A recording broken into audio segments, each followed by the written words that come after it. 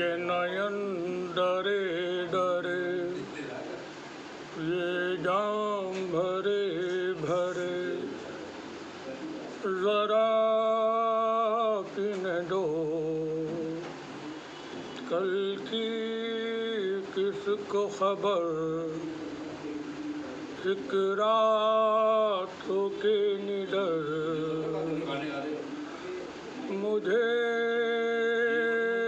जीने दो।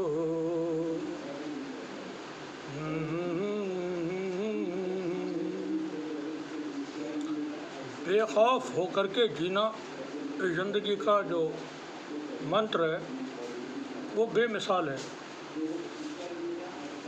जो डर गया समझो मर गया।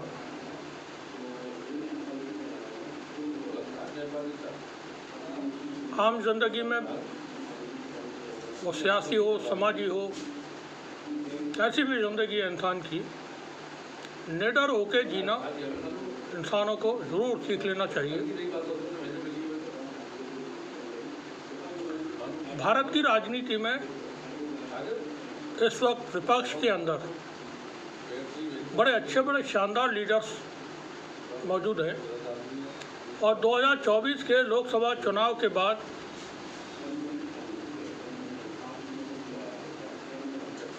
देश को संभालने के लिए बहुत सारे और नए लीडर्स विपक्ष के सामने आ चुके हैं।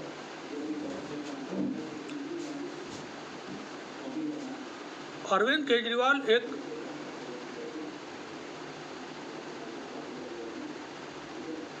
बुद्धिमान व्यक्ति है, चतुर व्यक्ति है, इंटेलिजेंट पर्सन। वो सियासी जो चालें होती हैं उनको समझते हैं, जानते हैं।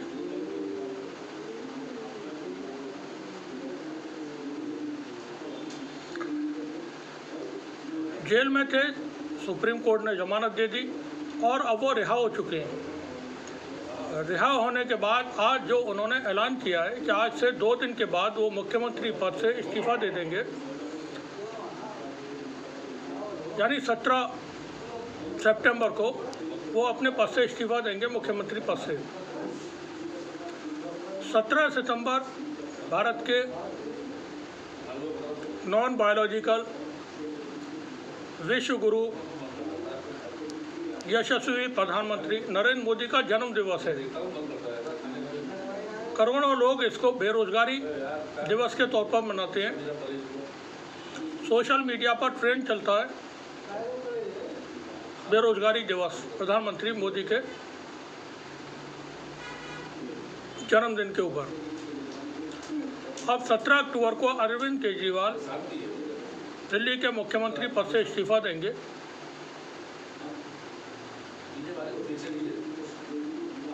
लोग हैरान हैं, भारतीय जनता पार्टी परेशान है। केजरीवाल तूने क्या किया? हम यहाँ केजरीवाल को सुनवाते हैं, सुने आप, फिर अपनी बात भी करेंगे।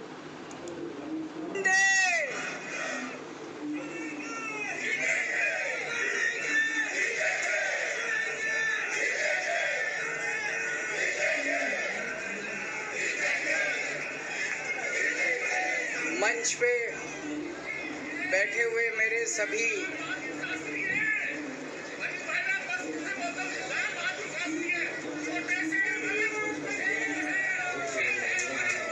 शुक्रिया।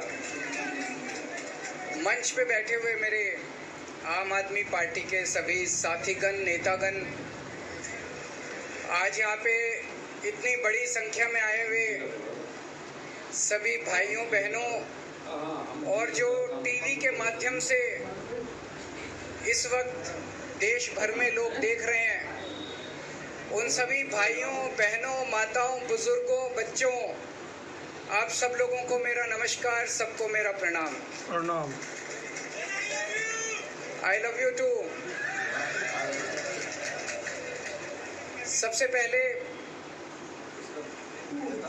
मैं ऊपर वाले का शुक्रिया अदा करता हूँ, भगवान का शुक्रिया अदा करता हूँ, जिनकी हमेशा हम लोगों के ऊपर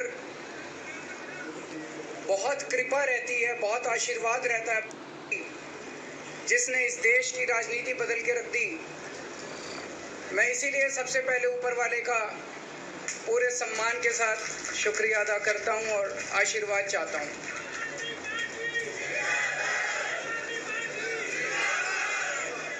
मैं उन लाखों लाखों लोगों का शुक्रिया अदा करता हूं जिन्होंने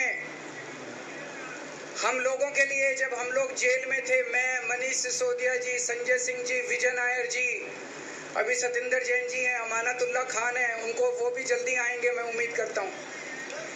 जिन जिन लोगों ने हमारे लिए दुआएं की, मन्नतें मांगी, मंदिर मस्जिद गिरजे गुरुद्वारे गए, उन सब लोगों का मैं तहे दिल से शुक्रिया अदा करता हूँ।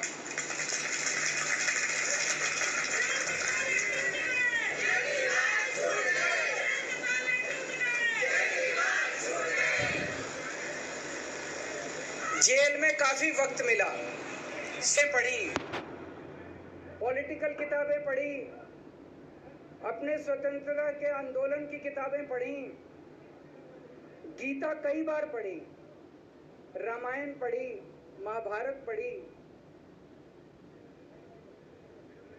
आज मैं अपने साथ एक किताब लेके आया हूँ, ये भी मैंने कई बार पढ़ी, भगत सिंह की जेल डायरी। आप लोगों ने पढ़ी है? प्रधानमंत्री ने जरूर पढ़ी होगी, वो बड़े पढ़े लिखे व्यक्ति हैं, बहुत पढ़ाई की है प्रधानमंत्री मोदी ने, तो उन्होंने जरूर पढ़ी होगी केजरीवाल साहब। मैंने नहीं पढ़ी है, मगर पढ़ना इसको जरूर, खरीद लेना, खरीद के इसको पढ़ना, भगत सिंह की जेल डायरी। जब भगत सिंह जेल में थे आज से 90-95 साल पहले, उन्होंने जेल के अंदर अपने लेख लिखे थे, वो लेख इसमें है। और जेल के अंदर से उन्होंने बाहर कई लोगों को खत लिखे थे, उन्होंने अपने क्रांतिकारी साथियों को खत लिखे थे, उन्होंने देश के युवाओं के नाम खत लिखे थे, बलिदान से पहले साथियों को अंतिम पत्र 22 मार्च 1931। ये खत उन्होंने जेल से, 15 अगस्त था, देश का स्वाधीनता दिवस था, देश के आज़ादी के दिवस के ऊपर दिल्ली का मुख्यमंत्री दिल्ली सरकार की तरफ से झंडा फहराता है। मैंने एलजी साहब को 3 दिन पहले चिट्ठी लिखी, 15 अगस्त के 3 दिन पहले, कि एलजी साहब, मैं चूंकि जेल में हूँ, मेरी जगह आतिशी जी को झंडा फहराने की इजाज़त दी जाए। कुछ गलत तो नहीं लिखा? वो चिट्ठी मेरी एलजी साहब तक नहीं पहुंचाई गई, मुझे चिट्ठी वापस करी गई और मेरे को ये वार्निंग जारी की गई। ये वार्निंग भी लेके आया हूँ, जिंदगी भर साथ रखूंगा ये मेरे को वार्निंग दी गई कि दूसरी बार अगर आपने एलजी साहब को चिट्ठी लिखने की हिम्मत करी तो आपके साथ जो फैमिली मुलाकात होती है हर हफ्ते, वो फैमिली मुलाकात बंद कर दी जाएगी। मैं मन में सोच रहा था, अंग्रेजों ने भी नहीं सोचा था कि आजाद भारत के अंदर 95 साल के बाद अंग्रेजों से ज्यादा क्रूर और अत्याचारी शासक इस देश के ऊपर आएगा। केजरीवाल साहब बोल रहे हैं, आप सुन रहे हैं उनको। देश के अंदर पिछले 10 साल से जो पार्टी सत्ता में है और जिस संगठन की सत्ता है देश के ऊपर, उसका जो ये शासन है, यकीनन वो अंग्रेज़ों से ज़्यादा क्रूर है। अंग्रेज़ों को तो भारत पे कब्जा करके रहना था, अपनी सत्ता चलानी थी, इसलिए वो जुल्म करते थे भारत के लोगों के ऊपर। मगर आरएसएस की जो सरकार है वो अपने ही नागरिकों के ऊपर जुल्म करती है, झूठे केस लगा करके जेलों में डालती है। विपक्ष को तो वो ख़त्म कर देना चाहते थे। 2024 में देश की जनता ने समझा और एक फैसला लिया कि भारतीय जनता पार्टी सत्ता से दूर है, बहुमत से दूर रही, सत्ता में तो वो है अभी, अगर उसको ये बहुमत मिल चुका होता तो देश की परिस्थितियां आज बहुत बदल चुकी होती। और सुने आप केजरीवाल क्या कह रहे हैं। आपने सुना होगा बटुकेश्वर दत्त और भगत सिंह ने असेंबली में एक बम फेंका था, या सुना है सब लोगों ने?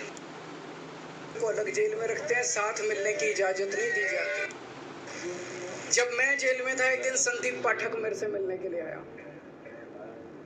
मैं भी पॉलिटिकल आदमी हूँ, वो भी पॉलिटिकल, हमारी पार्टी का संगठन मंत्री है। आके उसने मेरे से पॉलिटिकल बातें करी, और क्या करता, रोमांटिक बातें थोड़ी करता।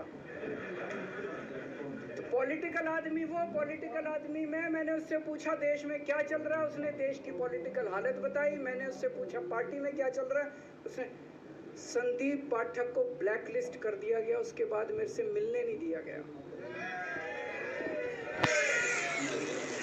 भगत सिंह जब फांसी पे चढ़े, उन्होंने ये बातें जो बता रहे हैं वो देश के एक प्रांत के मुख्यमंत्री हैं अरविंद केजरीवाल। कि सत्ता किस तरह से दमन करती है। अब आप केजरीवाल की जगह पे किसी आम आदमी व्यक्ति को सोचें, कोई आम व्यक्ति जब होता है उसके ऊपर क्या बीतती है, उसके साथ क्या क्या जुल्म किए जाते हैं, अंदाज़ा लगाएं। नहीं लगा सकेंगे कि जो कुछ किया जाता है वैसा हम सोच भी नहीं सकते हैं। और सत्ता के पास बड़ी ताकत होती है, वो उस ताकत का पूरा फायदा उठाती है और कुचल के रख देती है लोगों को। मैं सपने में भी नहीं सोचा था एक ऐसा भारत होगा। आज से 95 साल के बाद इस देश के अंदर इतनी क्रूर और अत्याचारी सरकार आएगी कि अंग्रेजों को भी पीछे छोड़ देगी। दोस्तों,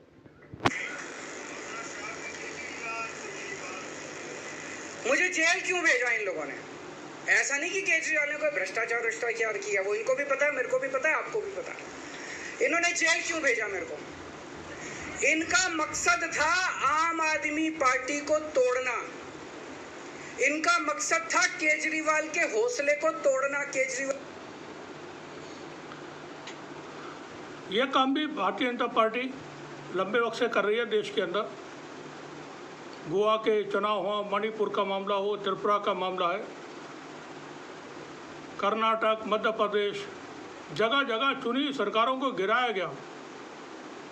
महाराष्ट्र में देखें आप किस तरह से महाआघाड़ी की सरकार को वहाँ से हटा दिया गया और अपनी सरकार बना ली गई और पूरी सरकारी मशीनरी शामिल हो जाती है इसमें। दमन कोई एक या दो व्यक्ति नहीं कर रहे, एक और दो व्यक्ति के इशारे पर जो व्यवस्था है, व्यवस्था दमन कर रही है। वो विपक्ष को स्पेस नहीं देना चाहती है, विपक्ष को ख़त्म कर देना चाहती है। यही कोशिश लोकसभा चुनाव में थी। भला हो इस देश की जनता का जिसने सही फैसले लिए। और सुन लें केजरीवाल क्या करें। केजरीवाल की हिम्मत को तोड़ना, इन्होंने फॉर्मूला बना रखा है।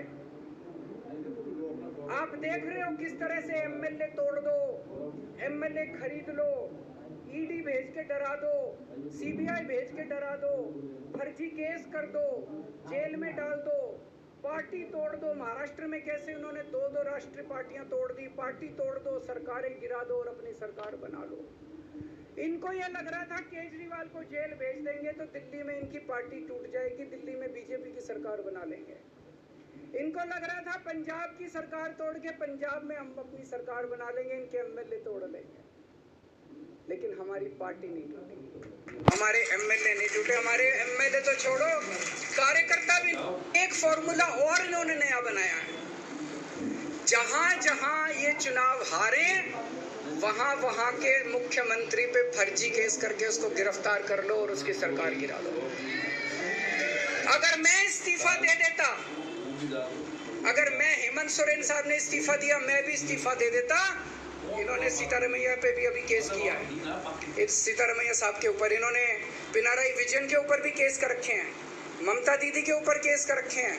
ये एक ऑपोजिशन के मुख्यमंत्री को नहीं छोड़ते, एक एक को पकड़ के फर्जी केस कर करके उनको जेल में डाल देते और एक एक की सरकार गिरा देते। मैं जेल में गया अभी 10 दिन पहले, सुप्रीम कोर्ट की एक बेंच ने पूछा सरकार से कि जेल के अंदर से सरकार क्यों नहीं चल सकती। पढ़ा आप लोगों ने अखबार में? सुप्रीम कोर्ट ने पूछा है केंद्र सरकार से कि जेल के अंदर से सरकार क्यों नहीं चल सकती, तो जेल के अंदर से सरकार साबित कर दिया। अब मैं देश के सारे नॉन बीजेपी मुख्यमंत्रियों से हाथ जोड़ के विनती करना चाहता हूं, अब अगर प्रधानमंत्री जी हिम्मत करें आप पे फर्जी केस करके आपको जेल में डालें, इस्तीफा मत देना किसी हालत। एक बड़ी लाइन ड्रॉ कर दी है अरविंद केजरीवाल ने यहाँ पर विपक्ष के लिए।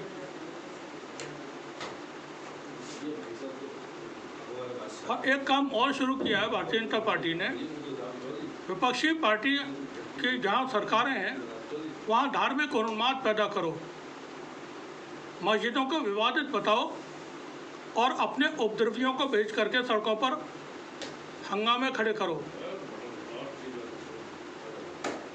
और राज्य सरकारों को बदनाम करो, प्रेशर बनाओ उन पर कि वहाँ के मुख्यमंत्री प्रेशर में आ जाए और इस्तीफा दे दें। मोरालिटी के ऊपर, नैतिकता के ऊपर उनसे इस्तीफा मांगते रहिए कि आप नैतिकता के आधार पर इस्तीफा दें।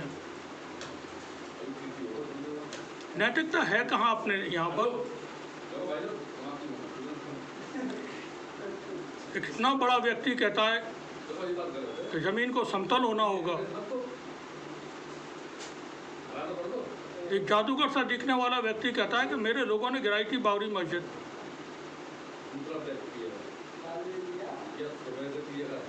क्राइम कमिट करने वाला एतराफ़ करता है कि हाँ मैंने ये क्राइम किया, सजा किसी को नहीं होती है। मोरालिटी। फिनलैंड के प्राइम मिनिस्टर का नाम पनामा पेपर्स में आ गया था, उसने नाम आने के बाद इस्तीफा दे दिया था। ये होती है नैतिकता। यहाँ लोग कहते हैं धरती को समतल होना होगा।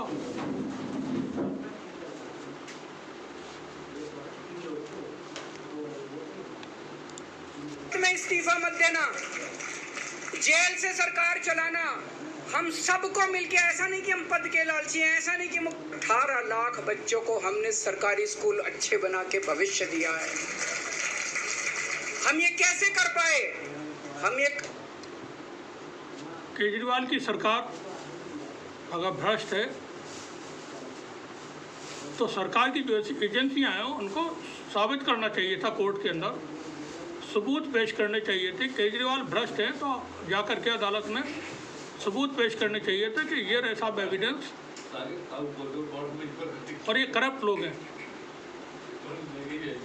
अब केजरीवाल ने जो ऐलान कर दिया है इस्तीफा देने का 2 दिन के बाद, और भारतीय जनता पार्टी को फंसा दिया बहुत बुरी मुसीबत में, क्योंकि भारतीय जनता पार्टी की कोशिश ये थी कि केजरीवाल के ऊपर आरोप लगा करके हम हरियाणा चुनाव के तत्काल बाद नवंबर-दिसंबर में दिल्ली के चुनाव करा लें समय से पहले। हरियाणा और जम्मू कश्मीर में जो चुनाव हो रहे हैं इसी वक्त में चुनाव होने थे महाराष्ट्र में और झारखंड में, लेकिन चुनाव आयोग ने सिर्फ 2 राज्यों में चुनाव का ऐलान किया और महाराष्ट्र को झारखंड को छोड़ दिया। ऊपर से नीचे तक मिली भगत है। अब केंद्र की सरकार भारतीय जनता पार्टी इस कोशिश में थी कि दिल्ली के अंदर चुनाव आयोग से हम क्या करके नवंबर में चुनाव का ऐलान करा लेंगे, दिसंबर में ये चुनाव करा के ख़त्म कर देंगे, क्योंकि केजरीवाल के ऊपर भ्रष्टाचार के आरोप लगे हुए हैं और हम इसको मुद्दा बना करके दिल्ली में। लेकिन केजरीवाल ने फंसा दिया भारतीय जनता पार्टी को। अब केजरीवाल डिमांड कर रहे हैं कि नवंबर में चुनाव करवाइए।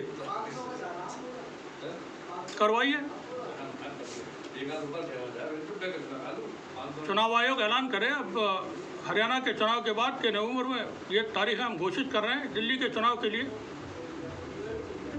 चुनाव आयोग इसके अंदर कोई नैतिकता नहीं, सरकार के अंदर कोई नैतिकता नहीं, नेताओं के अंदर कोई नैतिकता नहीं।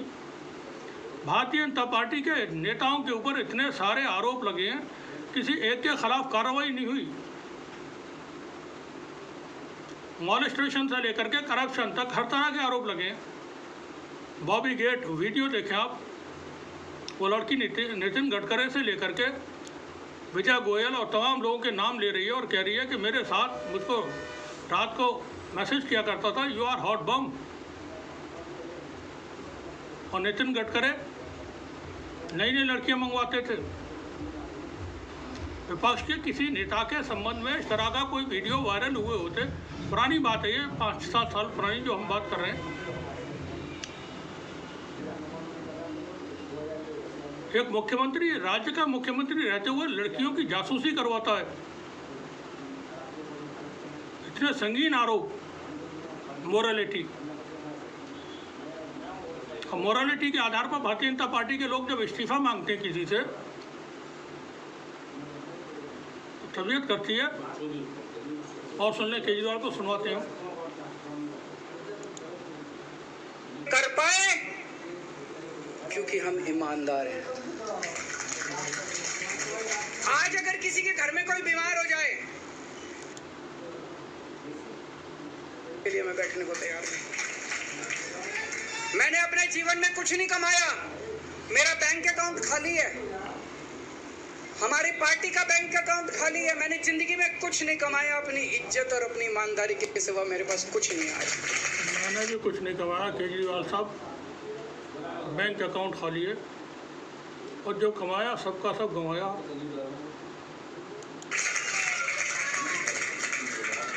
इनकम टैक्स में कमिश्नर की नौकरी करता था। 2000 में नौकरी छोड़ के सन 2000 से 2010 तक 10 साल मैंने दिल्ली की झुग्गियों के अंदर बिताए हैं।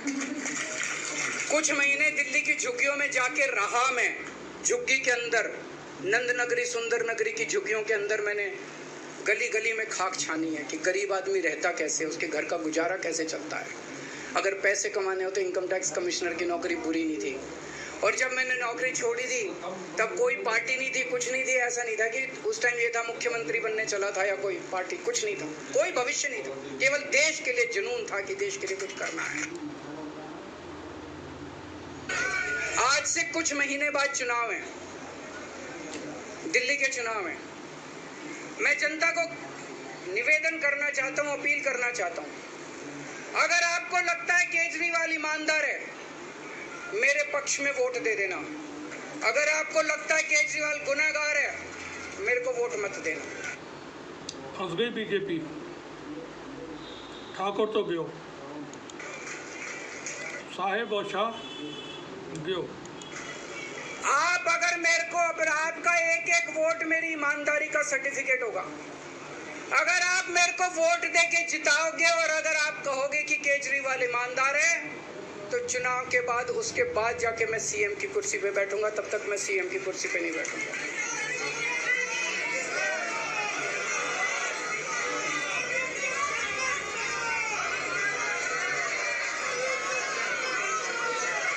आपको लग रहा होगा अभी अभी जेल से रिहा होके आया है, ये कैसा क्यों बोल रहा है? अभी अभी जेल से रिहाई होके आया है, अब ये इस्तीफा क्यों दे रहा है? इन्होंने मेरे ऊपर आरोप लगाया है, इन्होंने आरोप लगाया है कि केजरीवाल चोर है, इन्होंने आरोप लगाया है केजरीवाल भ्रष्टाचारी है, इन्होंने आरोप लगाया है केजरीवाल ने भारत माता के साथ धोखा किया है। ये करने के लिए नहीं आया था मैं, सत्ता से पैसा और पैसे से सत्ता, इस खेल के खेलने के लिए मैं नहीं आया था। मैं देश के लिए कुछ करने के लिए आया था। जब 14 साल के बाद भगवान राम वनवास से लौटे, सीता मैया को अग्नि परीक्षा देनी पड़ी थी। आज मैं जेल से आया हूं, मैं अपनी अग्नि परीक्षा देने के लिए तैयार हूं।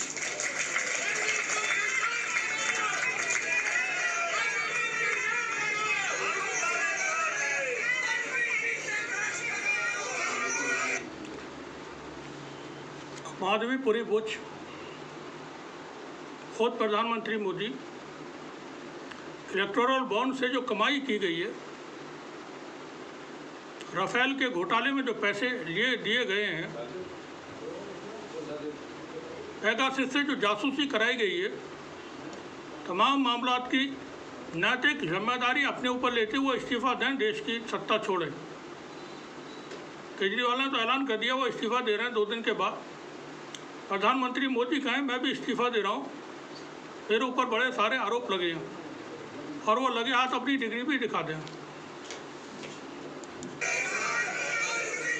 ये कुछ लोग बोल रहे हैं सुप्रीम कोर्ट ने कुछ तुरंत कराए जाएं चुनाव, और जब तक आपका फैसला नहीं आएगा तब तक मैं जिम्मेदारी नहीं संभालूंगा। और मैं जब तक चुनाव नहीं होते, मैंने जैसे बताया 2 दिन के बाद मैं अपना इस्तीफा दूंगा। जब तक चुनाव नहीं होते तब तक मेरी जगह आम आदमी पार्टी से कोई और मुख्यमंत्री बनेगा। अगले 2-3 दिन के अंदर विधायक दल की मीटिंग होगी, और विधायक दल की मीटिंग में अगले मुख्यमंत्री के नाम का तय किया जाएगा।